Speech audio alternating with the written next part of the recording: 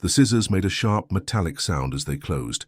A collective gasp filled the classroom, followed by nervous laughter. Maya Thompson sat frozen in her chair, her eyes fixed on the small coil of her hair, now resting on Mrs. Victoria Harrington's palm. The teacher held it up like a trophy, a smirk playing on her lips as students around the room pulled out their phones, recording every second. Maya's hand slowly rose to touch the spot where a chunk of her carefully maintained afro had just been cut away. She said nothing. Her face remained completely neutral, almost eerily calm. Mrs. Harrington, emboldened by the laughter and the attention, didn't notice the shift in the room's energy. She didn't see the way Maya's silence carried weight. But nobody knew who Maya really was. And that day, everything would change. If you believe that justice must reach those who discriminate, and that hidden power is the best plot twist, subscribe to the channel and turn on notifications. Now let's get to what really happened that day. It was a Thursday morning in late September of 2022 at Brookfield High School in Brookfield, Connecticut. The leaves outside were just beginning to turn orange and red, and the hallways smelled like floor wax and old textbooks. Maya Thompson, 14 years old, sat in the third row of her AP American History class, her notebook open, pen ready. She wore a simple navy blue hoodie and jeans, her natural hair styled in a full, beautiful afro that she'd spent over an hour perfecting the night before with her mother's help. Her sneakers were clean but worn, and she carried herself with the quiet confidence of someone who didn't need to announce her presence. To everyone at Brookfield High, Maya was just another student. A smart one, sure. Quiet, respectful, but unremarkable in the way that allowed her to blend into the background of a predominantly white suburban school where she was one of only 12 black students in a population of 800. Mrs. Victoria Harrington stood at the front of the classroom, 43 years old, blonde hair pulled back in a tight bun, wearing a cream-colored cardigan and khaki pants that screamed, "I've been teaching here for 15 years, and nothing will change that." She had a reputation, the kind of teacher who played favorites, who made jokes that towed the line of appropriateness, who believed that her tenure and her position in the community made her untouchable. She'd taught the children of school board members, of town council representatives, of the mayor himself. Her husband worked at the local bank. Her daughter had been homecoming queen 3 years prior. In Brookfield, Victoria Harrington was an institution, and she knew it. The lesson that morning was supposed to be about Reconstruction-era policies, but Mrs. Harrington had a habit of going off script, of making what she called relevant connections to modern day. She paced in front of the whiteboard, marker in hand, when her eyes landed on Maya. There was something about the girl that had always bothered her, though she'd never been able to articulate exactly what. Maybe it was the way Maya never seemed impressed by her teaching. Maybe it was the quiet dignity the girl carried. Or maybe it was something deeper, something Victoria would never admit even to herself. "You know, Mrs. Harrington said, stopping mid-sentence about the Freedmen's Bureau, "we're talking about integrating freed slaves into society, and I think we need to discuss the concept of assimilation." Her eyes remained fixed on Maya. The idea that when you enter a new environment, you adapt to fit in. You don't stand out unnecessarily. A few students shifted uncomfortably in their seats. Maya's pen stopped moving. She looked up slowly, meeting her teacher's gaze with calm, dark eyes that revealed nothing. "For instance," Mrs. Harrington continued, walking down the aisle now, her voice taking on that tone of false curiosity that preceded her worst comments, "professional standards, workplace appropriateness. Even in schools, there are expectations about presentation." She was 3 feet from Maya's desk now. Some styles, some choices, they draw attention, they make statements, and sometimes those statements aren't appropriate for every environment. The classroom had gone quiet. Everyone knew where this was going. They'd heard Mrs. Harrington make similar comments before, carefully worded to avoid outright violation of school policy, but dripping with implication. Jason Miller, a football player who sat 2 rows over, snickered. Sarah Chen, who usually kept her head down, glanced nervously between Maya and the teacher. But most students simply watched, that horrible passive observation that teenagers master, where they witness cruelty but convince themselves that silence isn't participation. "Take hair, for example," Mrs. Harrington said, now standing directly beside Maya's desk. "In a professional setting, in most of American history actually, There's been an expectation of neatness, control. You wouldn't show up to a job interview or a formal event looking like you just rolled out of bed, would you? She reached out, and before Maya could react, touched the girl's afro, fingers sinking into the carefully maintained curls. "This kind of thing," she said, her voice dripping with condescension. "It's a choice, and choices have consequences." Maya's jaw tightened, but she didn't move, didn't speak. She sat perfectly still as her teacher's hand remained in her hair, as if she were examining a science specimen. The violation was crystal clear, the racial subtext so obvious it might as well have been written on the board. But Maya had learned long ago that some battles required patience, some injustices demanded witnesses. "Mrs." Harrington pulled her hand back, and the smirk on her face grew wider. She'd gotten away with it. The girl hadn't objected. No one had said anything. Emboldened, she walked back to her desk at the front of the room, where she kept her supplies in the top drawer. "You know what?" she said, that dangerous playfulness in her voice that made students lean forward with anticipation and dread. "Maybe we need a visual demonstration of assimilation, of fitting in." She pulled open the drawer. Inside, among pens and paperclips and confiscated items, was a pair of scissors. Sharp, metal, the kind used for cutting construction paper and laminated handouts. She picked them up, and the light from the window caught the blades. A few students laughed nervously, assuming this was some elaborate joke, some weird Mrs. Harrington teaching moment that would end with a punchline and a transition back to the lesson. But Jason Miller called out, "Do it!" and Sarah Chen giggled despite herself. And Marcus Webb in the back row had already pulled out his phone, the red recording dot visible on his screen. Then Emma Patterson did the same, and Tyler Brooks, and Madison Stewart.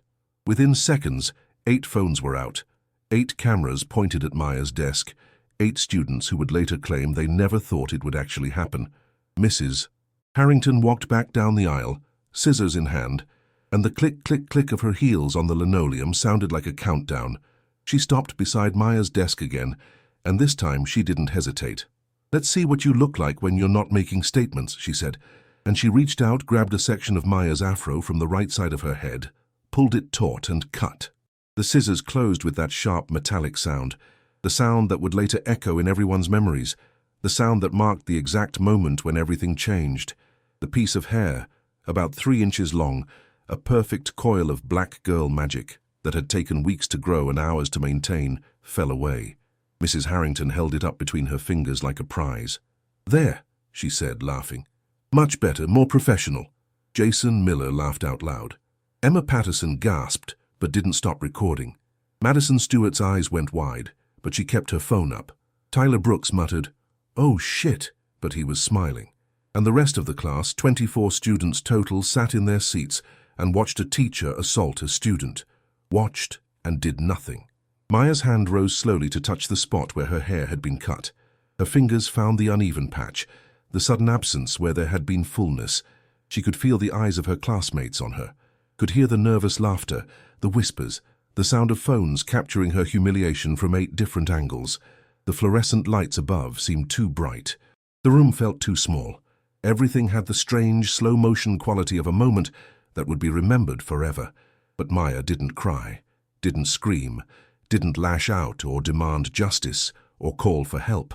Instead, she did something that confused everyone in the room. She carefully closed her notebook, placed her pen on top of it, slid both items into her backpack with deliberate, measured movements. Then she stood up.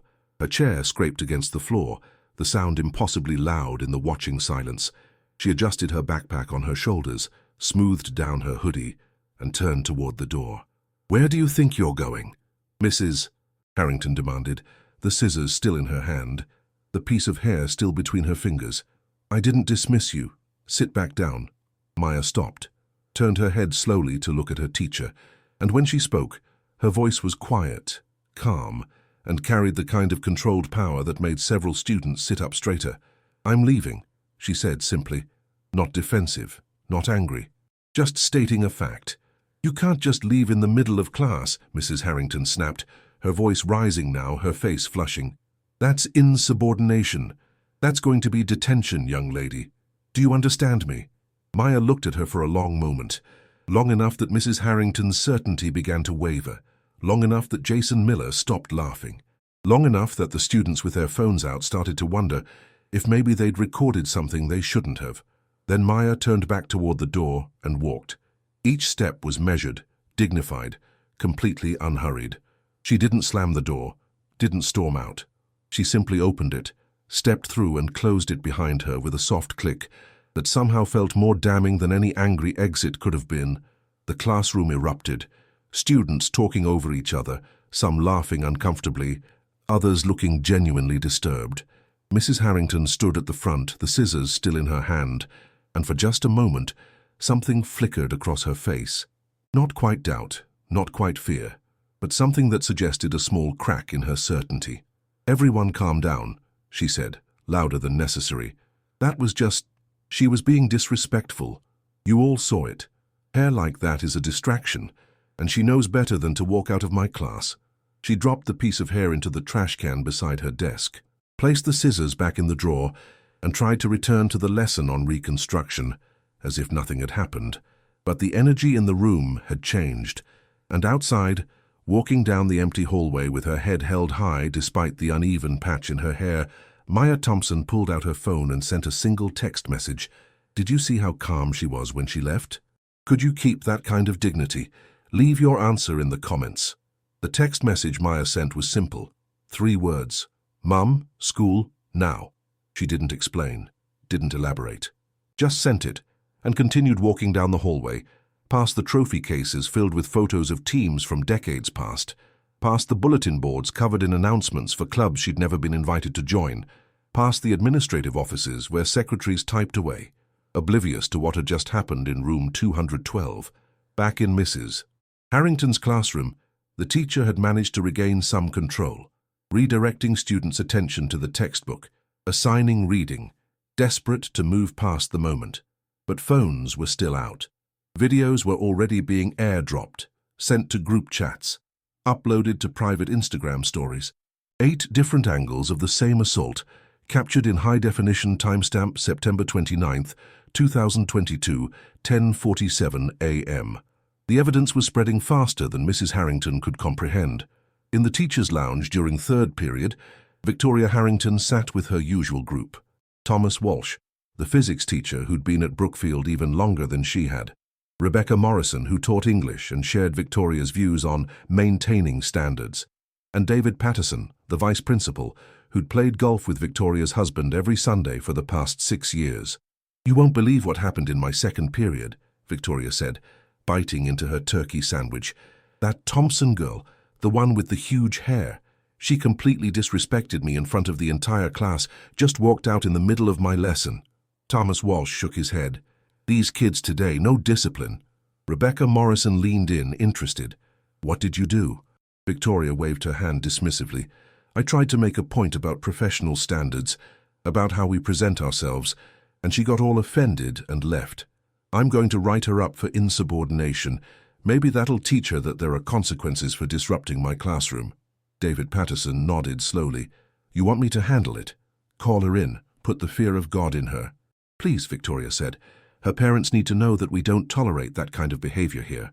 What none of them knew, what none of them could have known because the information had been carefully kept quiet for security reasons, was that Maya Thompson's mother was Dr. Diane Mitchell, that Dr. Mitchell had kept her maiden name when she married, that she'd specifically requested her daughter be enrolled under her father's surname to avoid any appearance of favoritism or special treatment, that Dr. Diane Mitchell had been appointed as the Connecticut State Superintendent of Education exactly 3 weeks and 4 days ago, and that she'd spent the past 3 weeks conducting unannounced visits to schools across the state, starting with the district where her daughter attended, observing, evaluating, identifying exactly the kind of systemic problems that her appointment had been designed to address. She'd been planning to visit Brookfield High that afternoon anyway. Maya's text simply moved up the timeline. At 11:03 a.m., a black SUV pulled into the Brookfield High School parking lot. Dr. Diane Mitchell, 42 years old, stepped out wearing a charcoal grey suit, her own natural hair pulled back in a professional bun, carrying a leather briefcase and an expression that would have warned anyone with sense that something serious was happening. She was accompanied by 2 members of her staff. Margaret Chen, the Deputy Superintendent for Academic Affairs, and James Roosevelt, the Director of Civil Rights Compliance for the State Education Department. They walked through the front doors of Brookfield High at 11:07 a.m. The receptionist, Brenda Walsh, looked up from her computer with the practiced smile of someone who'd worked the front desk for 12 years. "Good morning. Do you have an appointment?" Dr. Mitchell placed her identification on the counter. State of Connecticut. Department of Education. Office of the Superintendent. Brenda's smile froze. "I'm here to see Principal Henderson, Doctor," Mitchell said calmly. "Immediately." Within 4 minutes, they were in Principal Gerald Henderson's office. Henderson, 56 years old, 22 years at Brookfield High, the last 8 as principal, stood behind his desk, looking at the identification that Dr. Mitchell had presented, his face growing progressively paler. "Dr. Mitchell," he said, his voice slightly unsteady. "We weren't expecting... if we'd known you were coming." "That's the point of unannounced visits, Principal Henderson," Dr. Mitchell said, taking a seat without being invited. Margaret Chen and James Roosevelt remained standing, flanking her like bookends. "I need to see all disciplinary records for the past 6 months. I need your policies on physical contact between staff and students, and I need to speak with Vice Principal Patterson immediately." Henderson's hand moved toward his phone, but before he could dial, Dr. Mitchell continued, "Also, I need all surveillance footage from hallway cameras for the past 2 hours, and I need the name of every teacher currently in session. May I ask what this is about?" Henderson managed. Dr. Mitchell's expression didn't change. "You may ask, but right now I need those materials, starting with surveillance footage." At 11:21 a.m., they were in the security office, watching footage from the second-floor hallway camera. The timestamp showed 10:51 a.m. The camera had a clear view of the door to room 212. At exactly 10:51 and 34 seconds, the door opened. Maya Thompson walked out. Even in the grainy security footage, even from the awkward angle of a ceiling-mounted camera, her dignity was visible.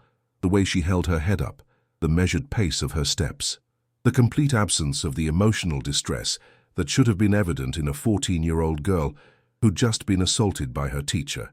"That's my daughter," Dr. Mitchell said quietly. The security guard, Randy Morrison, nearly fell out of his chair. Principal Henderson made a strangled sound. "Your what?" "My daughter," Dr. Mitchell repeated, her voice still calm, still controlled, but with an edge now that made everyone in the room stand up straighter. "Maya Thompson, freshman, enrolled under her father's surname for privacy reasons, who apparently left her second-period history class at 10:51 a.m. I'd like to know why." Henderson's mind was racing. He pulled out his phone, pulled up the schedule. "Second period. That would be Mrs. Harrington's AP American History class." "Victoria Harrington?" Dr. Mitchell asked. "Yes, she's one of our most experienced teachers, 15 years here, very respected in the community." Dr. Mitchell turned to James Roosevelt. "Pull her personnel file, complete records, every evaluation, every complaint, every incident report." Then she turned back to Henderson. "I want to see that classroom now." But before they could move, Dr. Mitchell's phone buzzed. A text from Maya, this time with an attachment. Dr. Mitchell opened it, and her face, which had remained professionally neutral until that moment, changed. Not dramatically, but anyone watching could see the shift, the tightening around her eyes, the slight flare of her nostrils, the way her jaw set. She turned the phone around so everyone in the security office could see the screen. It was a video, 9 seconds long, crystal clear. The timestamp read 10:47 a.m. It showed Mrs. Victoria Harrington, scissors in hand, cutting a piece of hair from Maya's head. It showed her holding it up, showed her laughing. And in the background, clearly visible, at least 6 other students recording on their phones. The security office was completely silent. "I want every student who was in that classroom identified," Dr. Mitchell said, her voice still calm, but with a quality now that made it clear this wasn't a request. "I want their statements taken separately. I want their phones collected, and the videos preserved as evidence. I want Mrs. Harrington removed from that classroom immediately, and I want every single person who witnessed this incident interviewed before the end of the day." She stood up, smoothing her suit jacket. "And Principal Henderson, I want to know how a teacher with 15 years of experience thought it was acceptable to physically assault a student, to cut her hair without consent, to create a hostile educational environment based on race, because that video shows a clear violation of civil rights law. And when I'm done here, this won't just be a school disciplinary matter, this will be a state investigation. At 11:32 a.m., Mrs. Victoria Harrington was in the middle of explaining the Compromise of 1877 when there was a knock on her classroom door. She paused mid-sentence, irritated by the interruption. "Come in." Principal Henderson opened the door, and the expression on his face should have warned her. Behind him were people she didn't recognize. "Mrs. Harrington," Henderson said, his voice tight, "I need you to step outside, please." Victoria frowned. "I'm in the middle of a lesson." "Now, please," Henderson said, and there was something in his tone that made her put down her marker. She walked to the door, and as she stepped into the hallway, she saw them. 3 people in professional attire. The woman in the center, tall, black, with an expression of absolute control. And suddenly Victoria noticed the resemblance. The same eyes, the same cheekbones, the same dignified bearing that had bothered her so much about Maya Thompson. "Mrs. Harrington," Principal Henderson said, his voice shaking slightly, "this is Dr. Diane Mitchell, the Connecticut State Superintendent of Education." Victoria's world tilted. And Maya Thompson's mother? The color drained from Victoria's face. Her mouth opened, but no sound came out.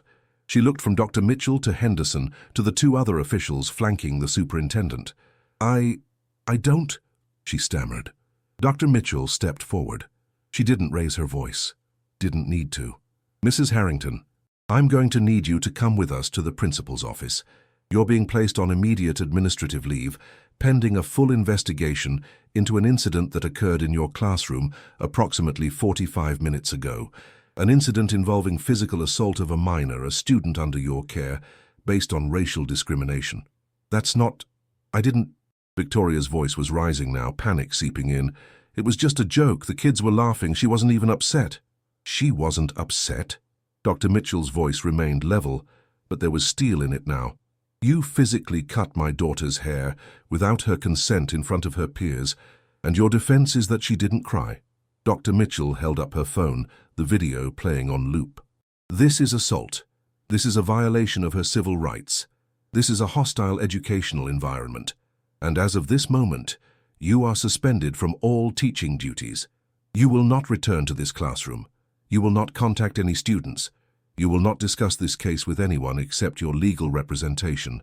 Victoria's face had gone from white to red. "You can't do this. I have tenure. I have rights. I was making a point about appropriate what?" Dr. Mitchell cut her off. "Appropriate presentation? Appropriate hair for a black girl in your classroom? Choose your next words very carefully, Mrs. Harrington, because everything you say right now is being documented." Behind Dr. Mitchell, James Roosevelt held up a small recording device. Everything was being captured. Every word, every expression. Victoria looked wildly at Principal Henderson. "Gerald, you know me. You know I would never..." "This is a misunderstanding." Henderson wouldn't meet her eyes. Couldn't, because he'd just watched the video. Had just realized that the teacher he'd defended in the lounge, the teacher whose husband he golfed with, had committed an act that would destroy not just her career, but potentially his own, for failing to maintain proper oversight. "Mrs. Harrington," Margaret Chen spoke for the first time, her voice crisp and professional, "under Connecticut General Statute Section 10222D, any school employee who commits physical abuse of a student is subject to immediate suspension and mandatory reporting to law enforcement.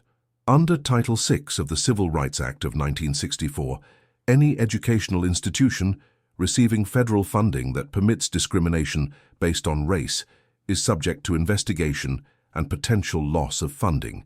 And under Section 10145B, assault of a minor is a criminal offense regardless of the perpetrator's position."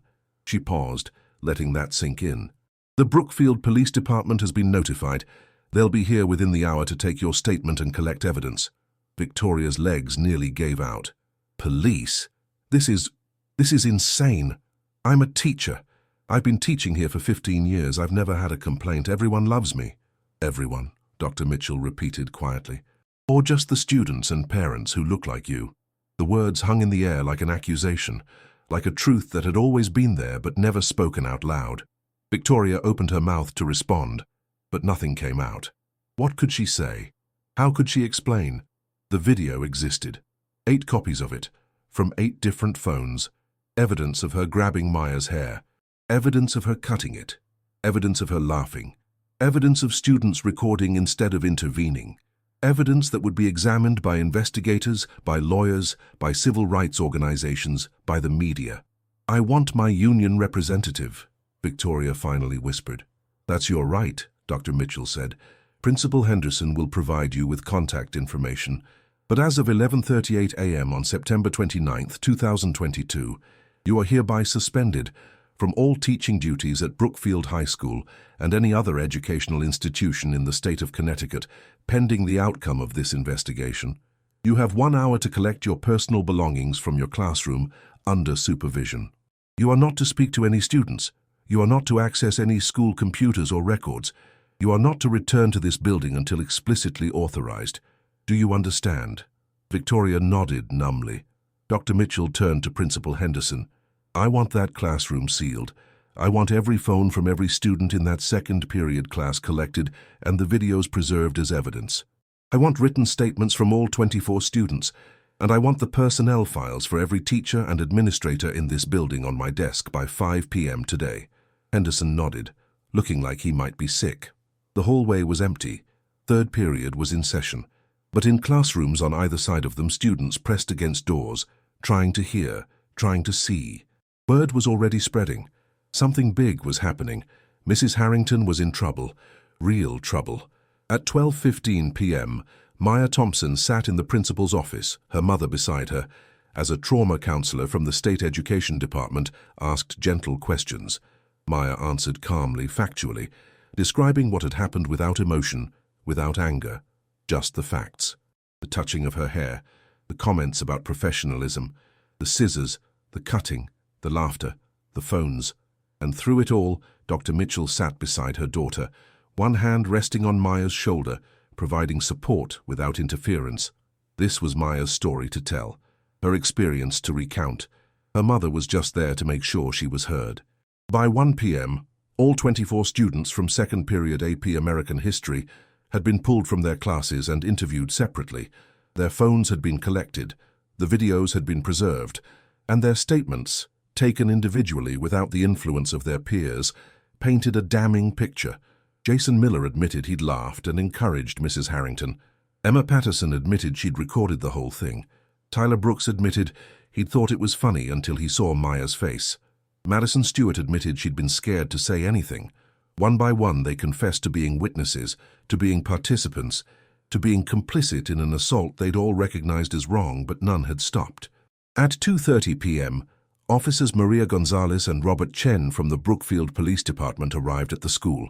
They interviewed Mrs. Harrington in the presence of her union representative, a harried-looking man named Donald Pierce, who kept trying to explain that it was all a misunderstanding, that Victoria was a pillar of the community, that this was being blown out of proportion.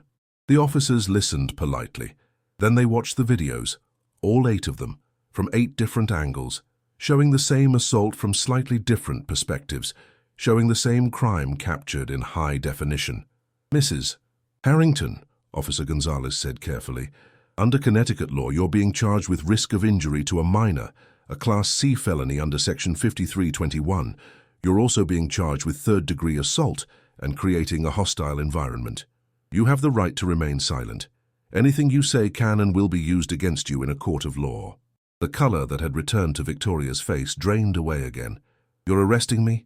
"Not at this time," Officer Chen said, "but you'll need to appear in court. You'll be receiving a summons, and we strongly recommend you retain criminal defense counsel." Donald Pierce was sputtering. "This is outrageous. She's a teacher. She was maintaining classroom discipline." Officer Gonzalez looked at him steadily.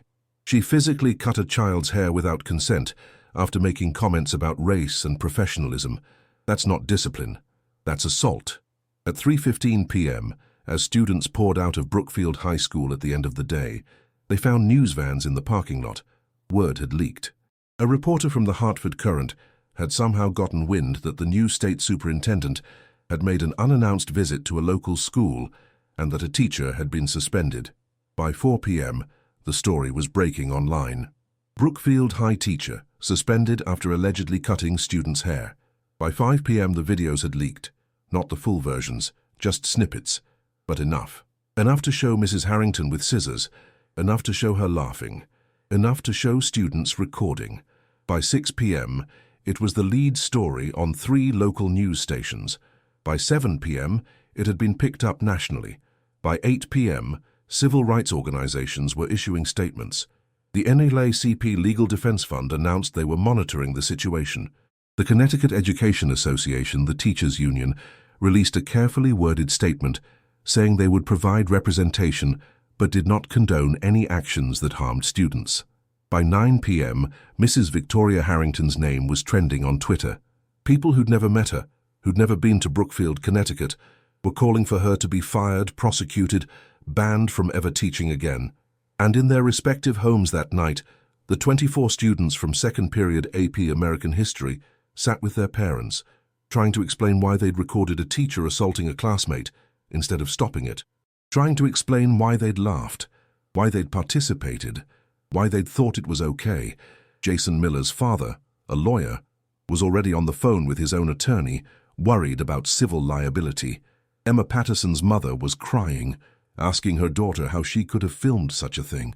Tyler Brooks deleted his Instagram, his Twitter, every social media account he had, terrified that someone would identify him from the videos. Madison Stewart couldn't sleep, couldn't eat, kept seeing Maya's face in her mind, kept remembering the dignity in her silence. At the Harrington house in a quiet neighborhood, where houses cost $500,000 and neighbors knew each other's names, Victoria sat at her kitchen table while her husband, Robert Harrington, paced back and forth, his phone pressed to his ear. He was calling in favors, calling friends, calling anyone who might be able to help. But one by one, they were all saying the same thing. The video was too clear, the evidence too damning, the optics too terrible. A white teacher cutting a black girl's hair while students laughed and recorded. In 2022, 3 years after George Floyd, 2 years after Breonna Taylor, in the middle of a national conversation about racism in schools, about hair discrimination, about the Crown Act. How could you be so stupid? Robert demanded when he hung up from the 7th call. How could you not know who her mother was? Victoria looked up at him, and for the first time, something like reality was setting in. How was I supposed to know? She's enrolled under a different name. She never said anything. She just sat there like any other student. Any other student? Robert's voice was rising. You cut her hair, Vicky. You physically cut a child's hair because you didn't like how it looked. What were you thinking? I was teaching a lesson, Victoria whispered, but even she didn't sound convinced anymore. I was making a point about assimilation, about professionalism, and she what? Robert demanded.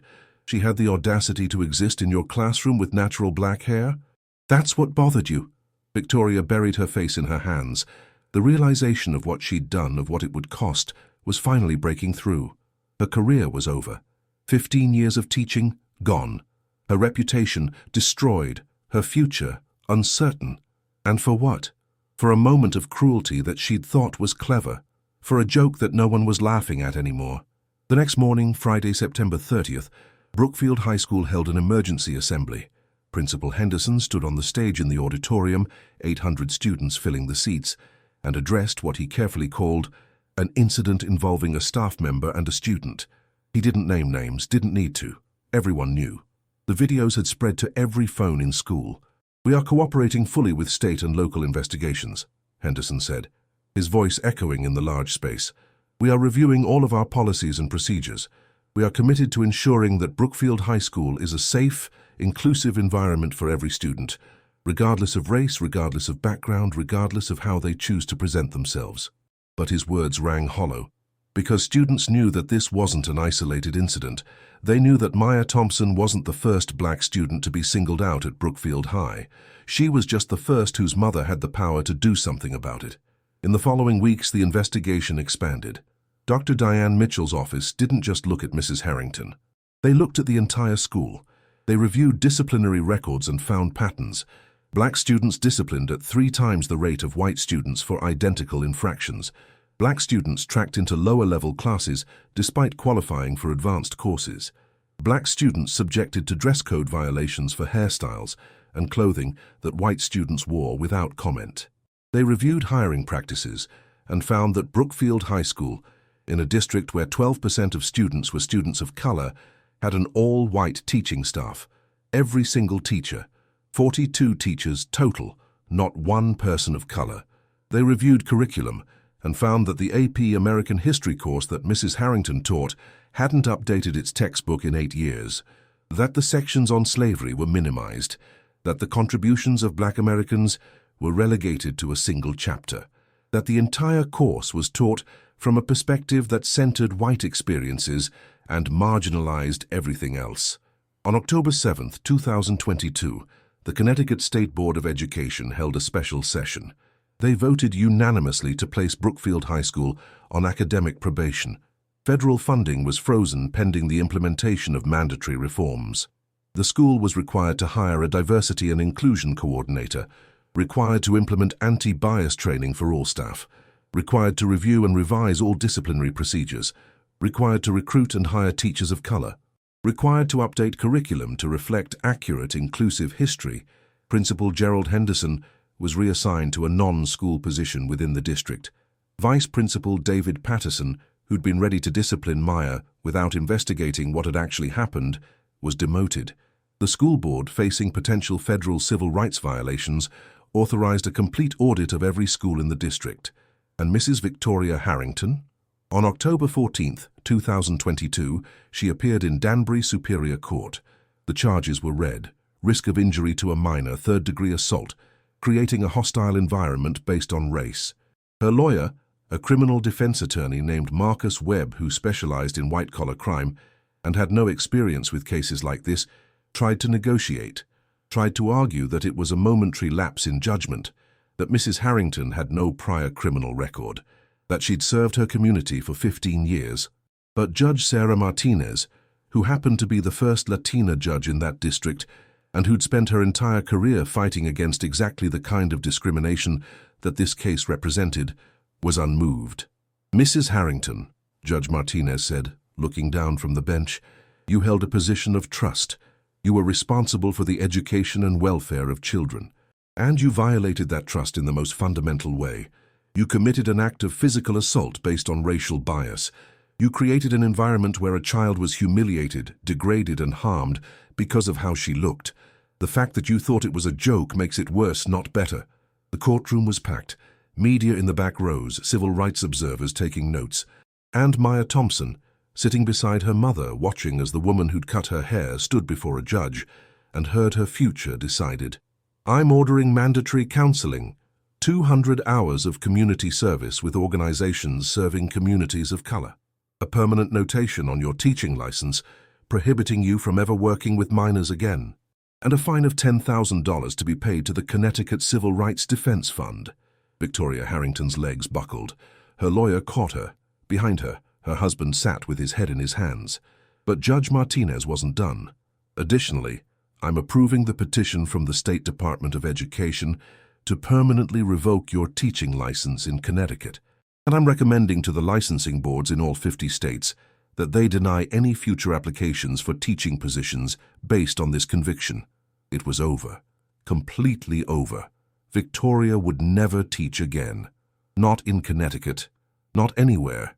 Her career, her identity, everything she'd built for 15 years was gone. Destroyed in the 9 seconds it took to cut a piece of a child's hair. On October 21st, Maya Thompson's parents filed a civil lawsuit against the Brookfield Public Schools, Victoria Harrington, Principal Henderson, and Vice Principal Patterson. The suit alleged civil rights violations, failure to protect a student, negligent supervision, and intentional infliction of emotional distress. The amount? $15 million. The school district's insurance company took one look at the videos, one look at the criminal conviction, one look at the state investigation findings, and recommended immediate settlement. On November 3rd, exactly 5 weeks after the incident, the Brookfield Board of Education voted to settle for $8.5 million. The money would go into a trust for Maya's education and future, but more importantly, the settlement required the district to implement every single reform that the state had mandated, to create a scholarship fund for students of color, and to establish a permanent civil rights oversight committee with actual power to investigate and remediate discrimination. The 8 students who'd recorded the assault faced their own consequences. None were criminally charged. They were minors, witnesses more than participants. But their college applications would forever carry the burden of explaining what they'd done, why they'd filmed instead of helping. Jason Miller lost his football scholarship to UConn when the video with his laughter went viral. Emma Patterson was rejected from every college she applied to, her essays about the incident ringing false and performative. Tyler Brooks ended up at a community college, his dreams of Yale long gone. Mrs. Rebecca Morrison, the English teacher who'd shared Victoria's views in the teacher's lounge, was quietly encouraged to retire at the end of the year. Mr. Thomas Walsh, the physics teacher who'd nodded along, found himself under increased scrutiny, his teaching methods questioned, his tenure no longer a shield. One by one, the culture that had allowed Victoria Harrington to think her actions were acceptable was being dismantled, not quickly, not easily, but irreversibly. In December of 2022, Maya Thompson stood in front of the Connecticut State Board of Education and spoke. She'd been invited to share her experience as part of the public comment period on the new statewide anti-discrimination policies. She was 14 years old. She wore her hair natural, the patch that had been cut now carefully blended in, her full afro a statement of pride and resistance. "I didn't speak that day," Maya said, her voice clear and strong in the microphone. "Not because I was weak, not because I was scared, but because I knew that silence was more powerful than any words I could have said. I knew that my teacher had already condemned herself with her actions. I knew that the students recording were creating the evidence that would bring justice. And I knew that my mother had taught me that dignity in the face of cruelty is the most powerful response of all." She paused, looking out at the board members, at the audience, at the cameras recording her words. "But I shouldn't have had to be silent. I shouldn't have had to endure assault to get justice. And no other student should either. The policies you're voting on today won't just protect students who have powerful parents. They'll protect every student. They'll make sure that teachers who discriminate face consequences before they can harm anyone. They'll make sure that schools are truly safe for everyone." The board voted unanimously to adopt the strongest anti-discrimination policies in the state's history. The Crown Act was strengthened. Mandatory reporting requirements for bias incidents were implemented. Teachers would undergo annual training.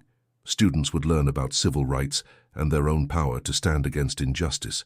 And it all traced back to a Thursday morning in September when a teacher made a choice, when she grabbed scissors and cut a child's hair, when she thought she had power, when she didn't realize that real power, the kind that changes systems and demands justice, was sitting quietly in the third row watching everything, recording everything, waiting for the right moment to act.